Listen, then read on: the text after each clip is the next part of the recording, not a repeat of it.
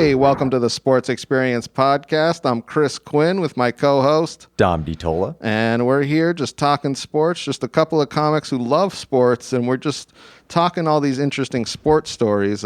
This episode, we're talking Leicester City. Leicester City. I'm stoked. Another soccer one, which I have to push because, Dom, you're not really a soccer guy. I'm not a soccer guy, but I'm always interested to learn. Yeah, that's what I love about it. This is what is fun for me is like we did the Nebraska one earlier, and my main areas are always baseball, football, and hockey. Yeah. And it's just interesting to learn about other things. And when we have episodes or like the Rodney Mullen episode too. I'm game. I know. I love research more than I love anything else. It's like that with the Nebraska. I remember them being a dominant team, but I didn't know all the ins and outs. And now with the Leicester City one, they had this amazing run in 2015, 2016. But you learn all these little behind the scenes stories, and you're like, wow, that's why that happened. And yeah, so let's just gonna get right into it. Leicester started as an athletic club in 1884. Yep. They started to get more serious with football or soccer in the 1890s, and they really started to become a real team. And then in 1919, they took the name Leicester City. Yeah, coming out of the First World War is when soccer finally started kind of really blooming. And this is when a lot of clubs separated themselves from being an athletic club. So in these things, they would have tennis and cricket. Yeah. And they would all be associated, and they would all be one team playing all these different kind of sports. Obviously not tennis, but it's one of those things where these guys would just kind of like play for this athletic club. And play for their local team. That's what I find is so cool about these soccer teams and clubs or whatever is that how diehard people are for that one team. Well, I was talking with you about this. It's a lot like college football. It is. Where there's a ton of teams and a ton of local support.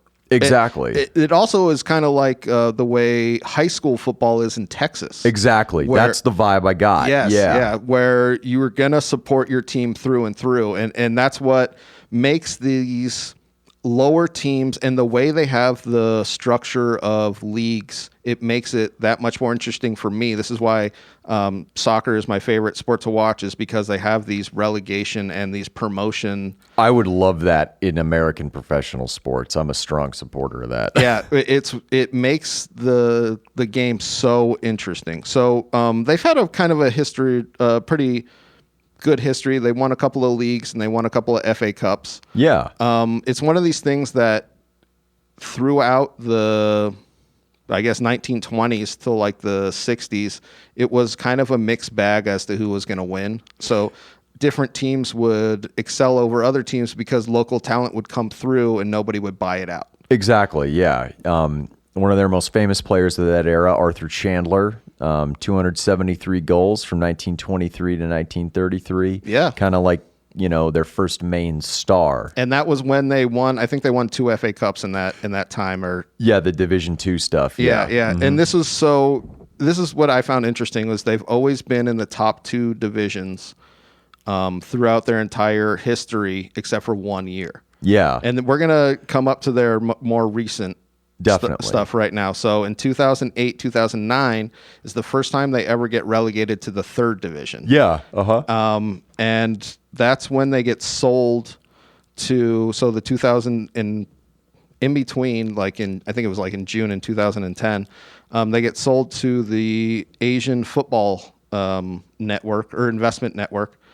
And that's when the real money starts coming to the club. Yeah. Uh-huh. So before they were essentially owned, I think, by a Leicester businessman. I forget. I couldn't find out who was their owner before. But they were locally owned and operated. They're not a conglomerate or anything like that. Yes, and there was an influx of Asian investment into the Premiership at that time.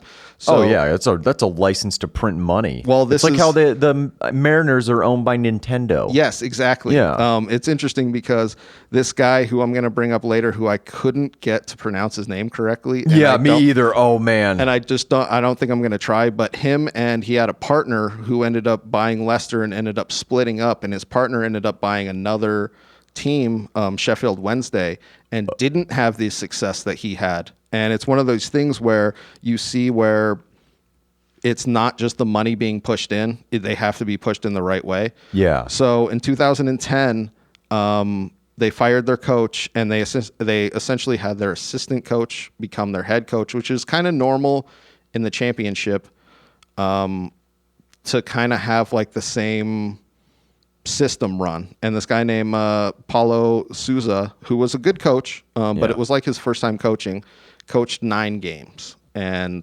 the Asian investment group was like, hey, this guy's just not good enough. Yeah. And they went out and bought one of the best coaches of that era, Sven-Göran Eriksson. Mm-hmm. And Sven comes in and pretty much creates this team that can go to the Premiership. Yeah. So this is the thing that's really interesting about English football is there's 4 divisions.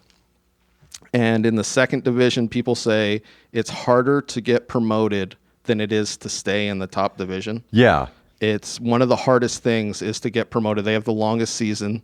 They have like it's really unbelievably hard. But Sven comes in and pretty much changes the dynamic of the team. Yeah, he changed the culture. I mean, he made people accountable. He wanted to really build this team into one that could stick and stay in Division 1. Yes. And one of the things that he brought in was this guy, Jamie Vardy. Yeah. Jamie Vardy was constantly overlooked in his career.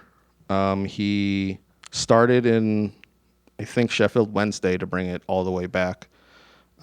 He started in Sheffield Wednesday and was released, and then played in non-league teams. So no way. They're almost like beer leagues is sometimes that's what they're called. Awesome. No, they're called pub leagues. That's what they're called. Get into the pub and the pitch. He dominated so much that he would play 1 year in a league and go up to the next division, play 1 year in that league and go up to the next division. And he won, I think, 4 or 5 consistent player of the year. Yeah. So he's just going up, up, up, up. And he ends up in Fleetwood Town. And that's when Leicester buy him from this non-league team. And it's the biggest deal ever. He's the first $1 million euro buy of a non-league player. Yeah, what I was reading about him, I would made the connection. I'm like, if this dude was stocking grocery shelves, he'd be Kurt Warner. Yes. Kurt Warner I think actually that one's perfect. Yeah, that was like the first thing when I was reading about Vardy, I was like, oh, so he's just soccer Kurt Warner. Okay, yes. I get it. Yes, and it's actually interesting. Just a little bit about Vardy is he actually set up an academy for players that were similar to him. Yeah. To get tryouts with bigger clubs. Mm-hmm. So he's like paying it back because he saw that there was all this talent that wasn't being mined, essentially. Yeah. So they bring Vardy in. He has a little bit of a rocky start. They don't put him right at striker. Okay. So they make it to the championship playoff and lose. This is 2012-13. Mm-hmm. And then 2013-14, they make him the out-and-out striker. And that's when the team really starts humming. Oh, they start to just they're like crushing. Yeah, no, and it's almost out of nowhere too. I mean, they're like, who the hell is this team? Yes. So they end up winning the 2013 championship and getting promoted to the Premiership. Mm-hmm. This is something that I find extremely interesting about teams that get promoted is they almost always falter. Yeah. So it's interesting because 3 teams will get promoted. One normally does well, one normally does average, and one is always at the bottom of the table. So one is always like the worst team. It's almost just like a cycle of teams going back and forth. It really is. From what I understand. Yes. Sometimes they plan on going down. It's one of those things where they just realize they don't have the financial resources to compete. Exactly, yeah. And it kind of, I wish they would do that with some football teams, some American football teams. Yes, and basketball. That's the 2 sports that I wish they would do it in. But Leicester start off their Premiership, one of the worst runs from the start in August to December. Yeah. So they're at the bottom of the table in December. And I think they're 12 points or 10 points off of the next team. Yeah. You know what I mean? So they are without cellar. without a doubt, they're the worst team out there. And they fire Sven-Göran Eriksson at this point. Or they fire him a little bit before, but like you could see the writing on the wall where he kind of lost the locker room. Yeah. And then they bring in Nigel Pearson. Mm-hmm. Nigel Pearson is a bit of a unorthodox manager. Yeah, exactly. But he really puts belief into these guys. So there's something in English football called the Great Escape. Mm-hmm. And if you're bottom at the table during Christmas and you don't get relegated, it's called the Great Escape. So that's awesome. Only 3 teams have done it. Yeah. And they ended up doing it that year. So they were bottom of the table, and Nigel Pearson comes in, and they just start winning everything. Yeah. Like Jamie Vardy starts scoring like crazy, and they just start dominating. Give him one of those speeches like Gene Hackman in The Replacements. There is no tomorrow for you. No, seriously. Like the turnaround is something that people say is like 2 different teams. Yeah. So they end the 2014-15 season, and I think they ended like 16th or 15th on in the table. But they had a really good season, and they were really jazzed up for the next. You know what I mean? Oh, yeah. No, I mean, you're carrying that positive momentum into the next season. I mean, you got a lot of things going for you. And then 2014, they do it's 2015. They do a promotional trip to Thailand. Okay. And Nigel Pearson's son, who is on the coaching staff as like a trainer or some bullshit like that, puts out a racist sex tape with reserve players of Leicester City. Okay? Why? So it's an anti-Asian sex tape with 3 players from the reserve squad who weren't players that you would ever.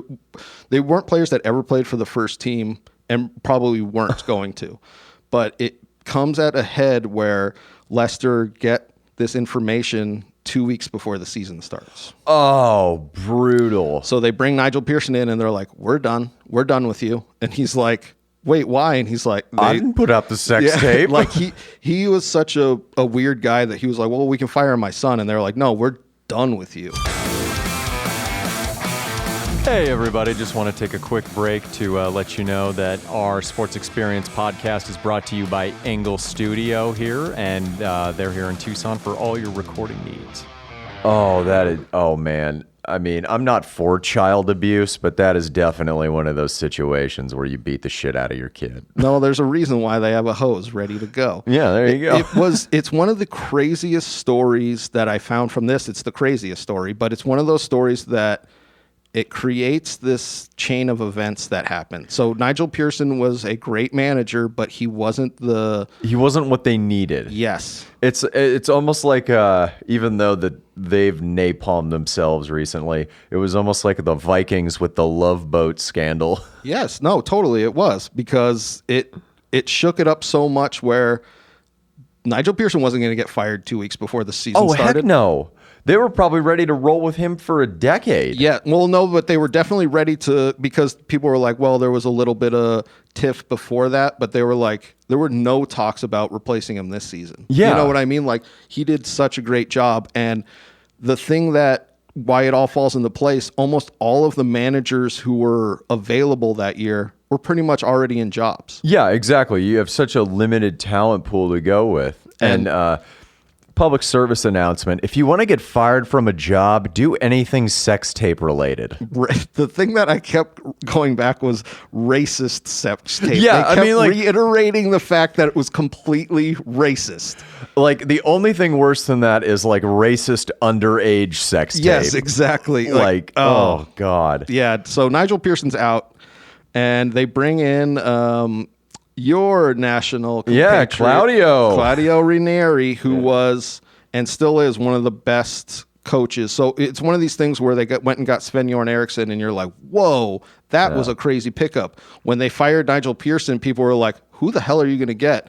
And they were unbelievably lucky that Ranieri was available. Yeah, right. And he comes in and they institute a counterattacking system. Okay. And the reason why they do this in the Premiership, teams are very high on their own shit. Yeah. They're like, I'm Arsenal, I'm Chelsea, I'm Manchester United. There's no way I'm not going to high press Leicester City. Yeah. Who the hell is Leicester City? And so it was like every single weekend, Leicester would get high pressed and they would break the press and just score. And that's awesome. They're beating. So this is something I found absolutely ridiculous. They were beating teams 2-1 and 1-0. So they weren't crushing teams like teams are doing in this era. They're literally just like ticky-tack beating teams. But I mean, you play with what you got. And that's what I respect the most about that is that's when you know a good coach, and this goes for any sport. It doesn't matter if it's soccer or anything else. You know you're a good coach when you have the available talent that you have and you play to that available talent regardless of what you actually believe. I mean, you may have differences of opinion as far as strategy, but you're like, this is the hand I'm dealt. How the hell am I going to play it? And that's why Ranieri was the perfect coach, because he believes, and he's from Italian, he believes in the defensive structure. Yes, exactly. And that's what he brought that. And I'm going to talk right now about the transfers that they brought in this year. But he brought that in such a way that teams couldn't break him down. Yeah. It's people talk about it. It's really an Italian style victory. Yeah, like when I watch the World Cup, Italy is always strong on defense. Always. But they're always kind of playing possum as far as offense. Maybe get out to a 1-2 goal lead and then just form a wall. Well, they know what they're because it's really in their makeup as a soccering nation that they've always wanted to have strong defense. It's like the Baltimore Ravens, especially now. It's, they don't care about their offense, but they'll take a strong defense. Well, yeah, no, like with Jackson, you get a 21-point lead and then just let the defense do its work. Yeah. Yeah. So I'm going to talk about a couple of transfers in. So they pick up Christian Fuchs. His real name is Fuchs, but we all know he fucks. Oh, yeah. So they pick him up for free, and he proceeds to play every single game in this 15, 16. Yeah. This 2015-16 season. So they pick him up this summer for free from, I believe it was a German team. Yeah. He plays every single game, almost every single minute, and is pretty much their solid left side player. They also pick up my personal favorite current player, which is N'Golo Conte. Yeah. So Conte is pretty much the exact same thing that happened with Leicester and Jamie Vardy. Is 2 years before he came to Leicester, he was playing in France in League Division 2, and nobody gave a shit about him. Yeah. Nobody even was like mentioning him. And he had a pretty good season in French Division 1. And then Leicester came in and bought him for €5 million, which was, I think it was like their third biggest transfer in. So he wasn't even looked at as a big transfer in. And as soon as he hit the pitch in the Premiership, he was obviously the best central midfielder. Oh, that's so cool. He changed the way central midfielders kind of operate, because he is such a closed down. People say he's a center defensive midfielder, but he's so it's so weird because he's like a freewheeling. Like you'll have two guys that have like positions, and he's like the best closed down defender that you can have. He is so fast off the ball. That's cool, man. Yeah. Oh, that's so cool. And then he's the only player since Eric Cantona, but he's the only player to do this in a Premiership to win back-to-back titles with two different teams. Oh, neat. So he got traded to Leicester for $5 million, won the title, got sold to Chelsea for $30 million, and then they won the title. So people were saying that he, in this era, was the greatest central midfielder because he went, so this is just, I'm going to go off on Conte for a second. He went Premiership title 2015-16, Premiership title 2016-17, European title with Chelsea, but it wasn't the Champions League. And then he won the World Cup in 2018 with France and was, if not their best player, their second best player. Oh, wow. So it's one of those things where he was absolutely nobody, like Leicester, yeah, who were in the Championship where nobody was giving them anything. and he made this career happen. Dude, he's like Robert Ory. Oh my God, he's so like Robert Like Ory. everywhere he goes, he just wins. Yeah, and I'll tell you what, they're both very smiling. You know how Yeah. Robert Ory's kind of Yeah, dude, he always had that shit-eating grin on his. I just ruined your city's dreams. Exactly, with that 3-pointer from the corner. You're like, why are you hitting threes, Robert? All right, anyways. So we'll get back into this season that is 15-16. the most remarkable season, I think, in the Premiership because The impossible dream. The impossible. So yeah, because what was it? I had read that the English Arsenal, they were the untouchables. Because they had an undefeated season. Yeah. And then the Leicester was called the Impossibles. Yeah. Because it was like impossible for them to win. Where the hell did these guys come from? But that's the way it was. Yeah.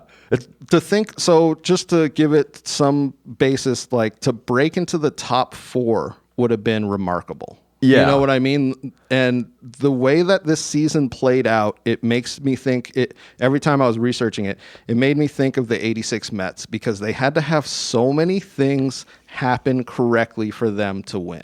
Well, it's like a movie. It's like Major League almost because it's like you don't know who the hell these guys are. Exactly. They're just spare parts, and yet they're winning consistently. They win the Premiership with the least amount of points ever. Yep. So they won it. They had 81 points. To give that to give it some perspective, Liverpool just won it with 101 points. So they literally had 20 more, almost 7 more victories. You get 3 points for a victory, 1 for a tie, than Leicester did in this team. And like it's the craziest season ever.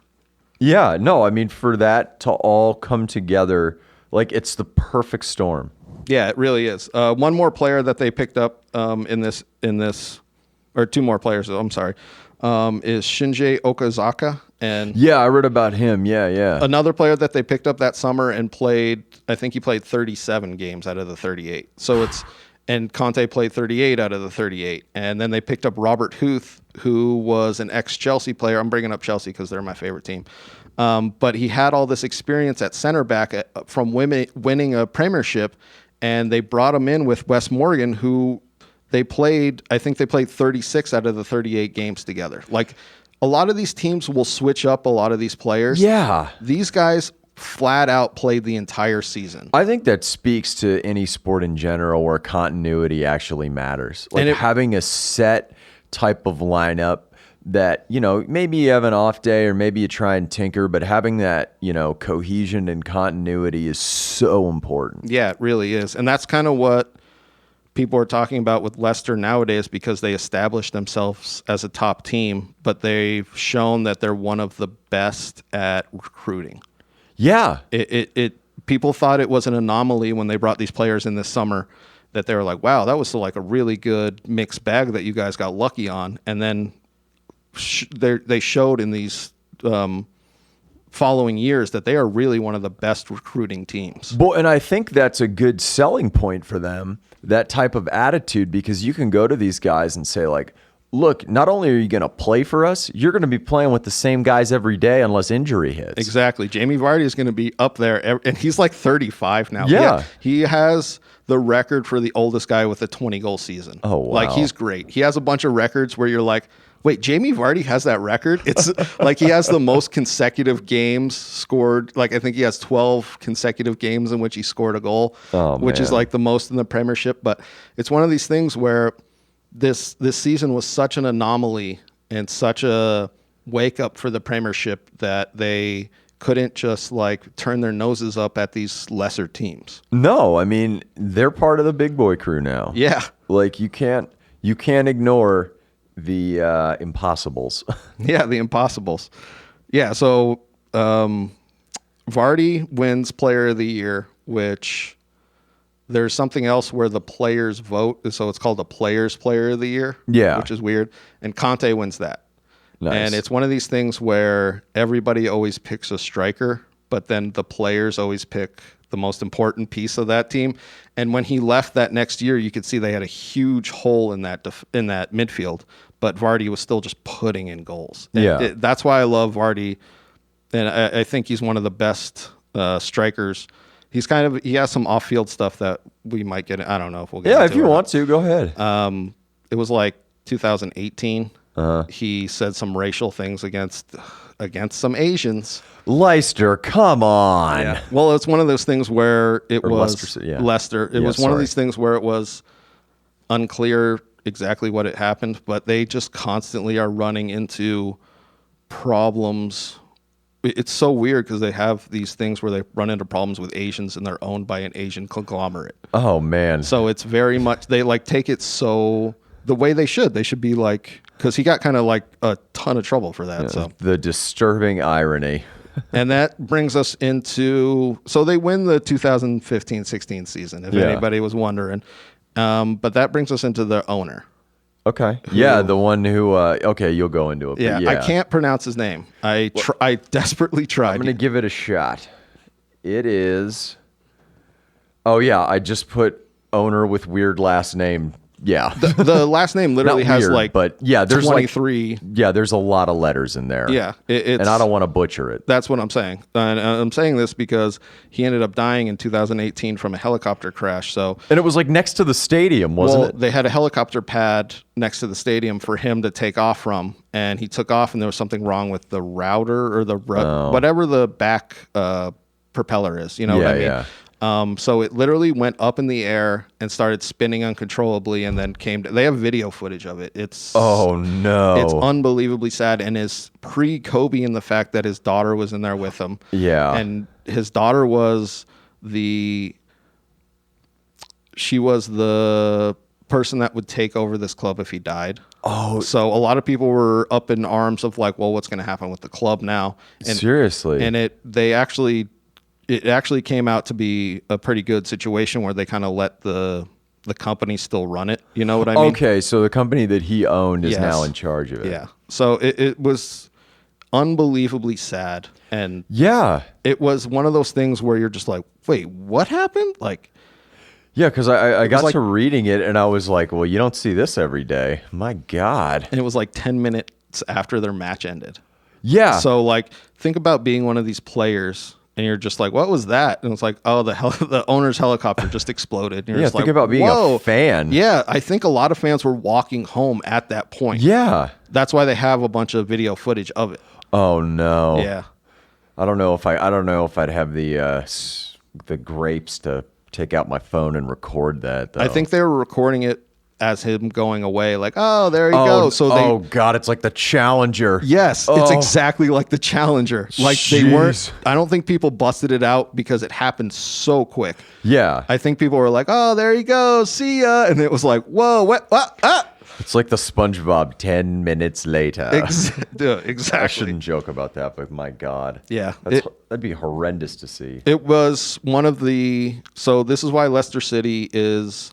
One of the best stories is they came up out of nowhere. So I want to bring back the Great Escape. So they were at the bottom in December, and so they have this December run of games. It's the fucking best. Yeah. They have games every 2 or 3 days during Christmas, and they pretty much tell these players they can't have Christmas. It's so brutal. No other leagues do it, but the Premiership is just like, we don't care about your guys. Like it. Guys who come from other leagues are like, wait, we don't get Christmas off? And they're like, because they make them play Boxing Day. Boxing Day is the day after Christmas. It's a national holiday that they play on. Yeah, because it's in all of the old British Empire, the Boxing Day. It reminds me of Thanksgiving football games. Almost, yeah. It's almost exactly like that. And they even play football on Christmas Day, too. Yeah, they do. But it's one of those things where they were bottom of the table. They were pretty much slated to be relegated, and then exactly 1 year later they're top of the table, and I can't even tell you the way that pundits or media in England were talking shit on them. Oh, and I mean they're like New York Post on steroids as far as trolling. It's wild. They were asking, so they were top of the table in December, and they were asking them if they thought they were going to finish in the top 4. Like they would ask their players that. They're like, we're in lead. We're ahead by like 6 points. And they're like, yeah, but do you think you'll finish in the top 4? And they're just like, we think we could win this. No. Man. It's like, go fuck yourself. No, it really is. Yeah. Just to close on a couple of fun stories, because I don't want to close on the helicopter crash. Yeah. Nobody does. Harry Maguire, who's a weird-looking individual. He didn't play in the championship winning season. He came a couple of years later. Yeah. One of the announcers, they're just, the way English announcers announce games are my favorite. Yeah. So they're just chatting, and they just go, the only thing I can say about Maguire's forehead is that it's meaty. And the other guy just goes, yeah, I can't refute that. So Jamie Vardy's taking it up the right. Oh, my God. It's such a passing comment, and he just goes, yeah, I can't refute that. It's like Bob Uecker in Major League. Yes. Yeah. A lot of them are exactly like Bob Uecker in Major League. I wonder if they got influenced by that. Oh, God, I hope so. Because they really take the piss out of a lot of the game. They really are like, like, this is silly right now. Let's be silly. Yeah, no, baseball announcers I've noticed will do that, like radio guys, if a game is like a total blowout and they have nothing to talk about, they'll just like go off on messed up tangents and stuff. So yeah. His forehead is rather meaty. Yeah, it's my favorite all-time comment from and the other guy doesn't miss a beat. He's just like, yep. He knows where it's going. Yeah. Not like, what the hell is that? What the fuck does meaty forehead mean? He's just like, yeah, that guy's got a lot of meat on his I don't know forehead. why, but when you said that, it just made me think of This Is Spinal Tap. Just like, that would be a line from This Is Spinal Tap. Yeah, no, seriously, though. I love it. All right, thank you all very much. This is the Sports Experience Podcast. I'm Chris Quinn. I'm Dom DiTolla. And join us every Wednesday and Friday for new episodes. Hey, everybody. Thanks for listening to that podcast. This is just a stock message at the end of all of our podcasts, so we hope you enjoy. You listen to whatever athlete that was. Give us a follow at the Sports Experience Podcast on Instagram. Also, myself at C. Quinn Comedy on Instagram. Also, DiTolla Dominic on Instagram. Just follow us all around. If you have any suggestions for any athletes you want us to do, shoot us an email at thesportsexperiencepodcast@gmail.com. And we always are recording right here at Engle Studio. Thank you all very much.